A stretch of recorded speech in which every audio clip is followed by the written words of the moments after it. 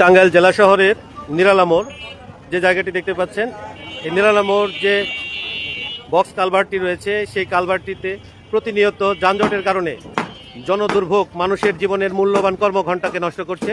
এই কারণে টাঙ্গাইল পৌরসভা কর্তৃক এই জায়গাটিতে কালভার্টটি দুই পাশে 5 ফুট 5 ফুট করে বর্ধিতকরণের যে কার্যক্রম শুরু করেছে, এই উদ্যোগকে সাধুবাদ জানিয়েছে টাঙ্গাইলের যানজটে ভুক্তভোগী জনসাধারণ। দেখতেই পাচ্ছেন যে এই কালভার্টের দুই পাশে যে হোটেলগুলো, সেই হোটেলগুলো কিভাবে রাস্তার দিকে এগিয়ে এসে তাদের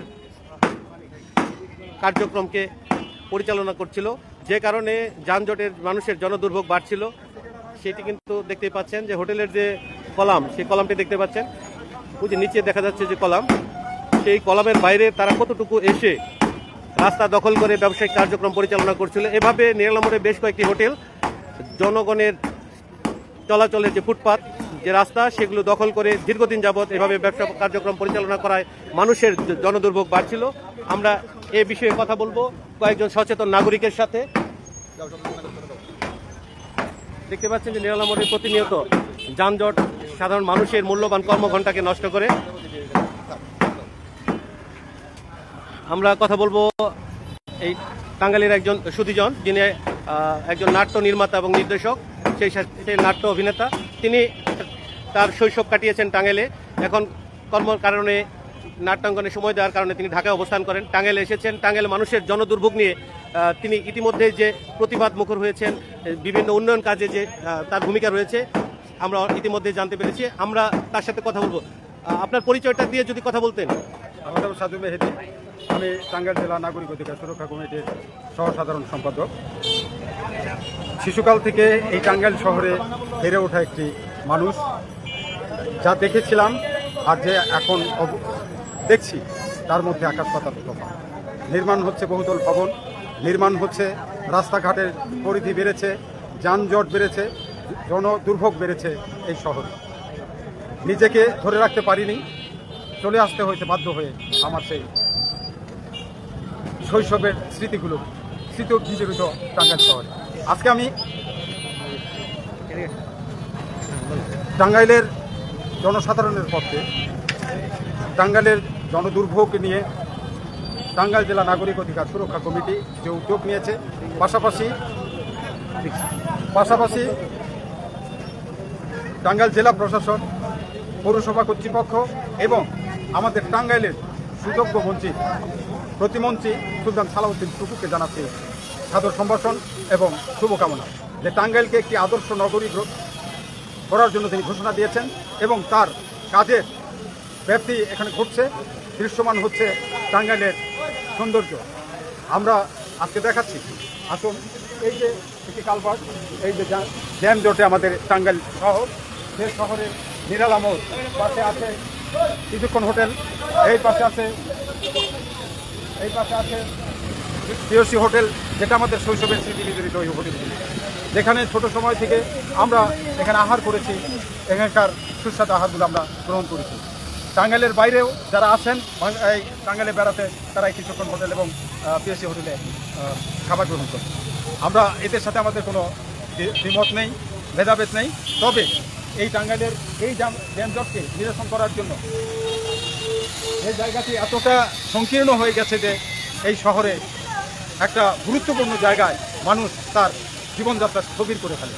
আমরা সেজন্য পৌরসভার উদ্যোগে এবং জেলা প্রশাসক এবং মাননীয় প্রতিমন্ত্রী সুলতান সালাউদ্দিন টুকুর নির্দেশনায় এই পাশের কালভার্টটি এই পাশে 5 ফিট বাড়বে, আর ওই পাশে হলো 7 ফিট। এই 7 ফিট কালভার্ট বাড়ার পরে এই রাস্তাটি 12 ফিট প্রশস্ত হবে। আমরা আশা করি এই টাঙ্গাইলের এই নিরালা মোড়ের এই যে জ্যামজটটি দীর্ঘদিন যাবৎ আমাদের জনজীবনকে অতিষ্ঠ করে ফেলেছে, আশা করি এর কারণে আমাদের কিছুটা হলেও এখানকার জ্যামজট নিরসন হবে, নাগরিকদের যাতায়াতের সুবিধা হবে। এছাড়া রাস্তায় বেদখলকৃত যে জায়গাগুলো বেদখল করেছিল সেগুলো উচ্ছেদ করা হয়েছে এবং পর্যায়ক্রমে উচ্ছেদ করা হবে। আমরা টাঙ্গাইলবাসী আমরা অত্যন্ত আনন্দিত এই মাননীয় প্রধানমন্ত্রী জনাব তারেক রহমানের প্রতি এবং আমাদের মাননীয় প্রতিমন্ত্রী সুলতান সালাউদ্দিন টুকুর কাছে। আমরা চাই আপনি যে ঘোষণাটি দিয়েছেন টাঙ্গাইলকে একটি আদর্শ নগরী হিসাবে গঠন করবেন, আমরা সে প্রত্যাশা অনুযায়ী আমাদের দৃশ্যমান কিছু কাজ আমরা দেখতে পাচ্ছি। সে কাজের পরিলক্ষিত হচ্ছে আজকের এই কর্মসূচির মাধ্যমে। আজকের এই কর্মসূচিতে অংশগ্রহণ করেছে টাঙ্গাইল অধিকার সুরক্ষা কমিটি এবং পৌরসভাকে ধন্যবাদ জ্ঞাপন করছি। সাথে সাথে আমাদের টাঙ্গাইলের যত জনসাধারণ আছে, সুনাগরিক যারা আছে, প্রত্যেকেই এই ধন্যবাদ পাওয়ার যোগ্য। তারা প্রত্যেকেই আমাদেরকে সহযোগিতা করেছে, সাপোর্ট করেছে এবং এই কাজকে অ্যাপ্রিসিয়েট করেছে।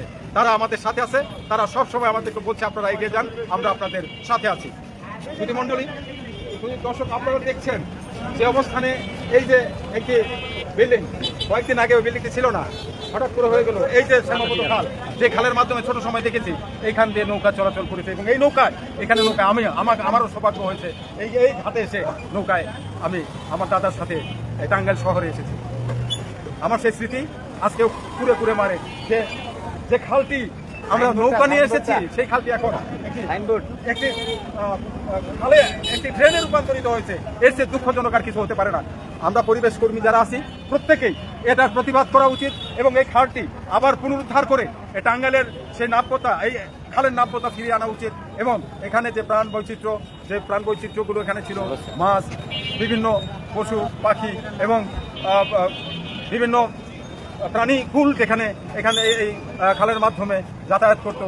আমরা যারা নৌকা নিয়ে ভ্রমণ করেছি, এসেছি টাঙ্গাইল শহরে, সেই স্মৃতিগুলো আবার ফিরে যেতে চাই। আমরা মাননীয় প্রতিমন্ত্রীর কাছে আহ্বান জানাচ্ছি, আপনার কাছে অনুরোধ, টাঙ্গাইলের সমস্ত মানুষের কাছে অনুরোধ, টাঙ্গাইলের সমস্ত পৌরবাসী এবং টাঙ্গাইল জেলার প্রতিটি নাগরিকের আবদার এবং দাবি আপনার কাছে। আপনি যে কর্মসূচি গ্রহণ করেছেন, টাঙ্গাইলকে একটি আদর্শ নগরী হিসাবে গঠন করবেন, সেই প্রত্যাশা আমাদের পূরণ করবেন, এটাই আমরা আশা করি।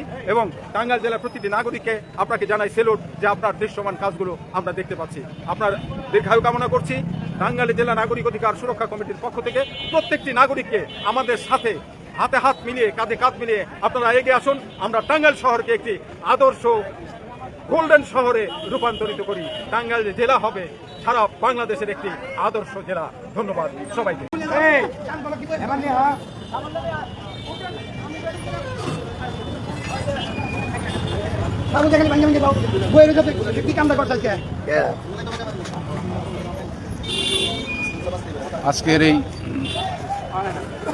আজকের এই উচ্ছেদ অভিযান জনসাধারণের স্বার্থে, টাঙ্গাইল শহরকে পরিষ্কার পরিচ্ছন্ন করার স্বার্থে আমাদের যে উদ্যোগ, তাতে জনসাধারণ একতা প্রকাশ করেছেন।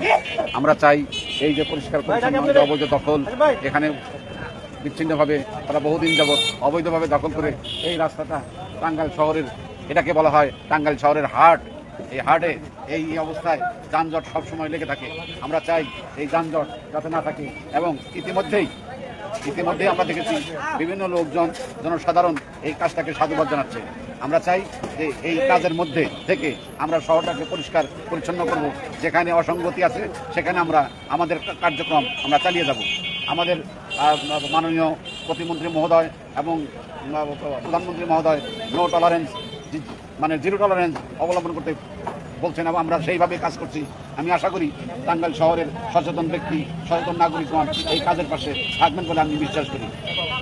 আমি সকলের সুস্থ সুন্দর নগর জীবন এবং আগামী প্রজন্মের সুস্থ সুন্দর মানবিক জীবন কামনা করে আমার বক্তব্য আমি এখানে শেষ করছি। আসসালামু আলাইকুম।